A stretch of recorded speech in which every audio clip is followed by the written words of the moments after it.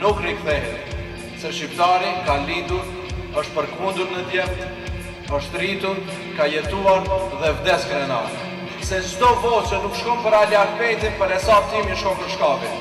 Nuk do të bëhemi as kapakit të nxjerrës, nuk do të bëhemi as shok i shtëpisë, por nuk do t'ja shtrojmë as sofrën. Ne jemi aty që t'ja imponojmë vullnetin politik shqiptar mund në institucionet e vendit. Cili musliman ndërton kryqa dhe kisha zonjave të tri. Nuk është vetëm PDSH, janë edhe PDSH të vogla.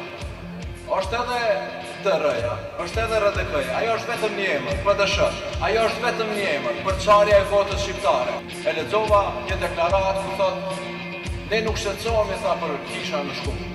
Ne nuk shqetësohemi për asgjë që ka ndodhur në Shkup dhe në Kubanov.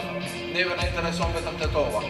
Ishte kjo një deklaratë Ilyas Halimit, i cili në cilësinë e nënkryetarit PDSH-s po shpallonte politikat e Partisë Demokratike Shqiptare.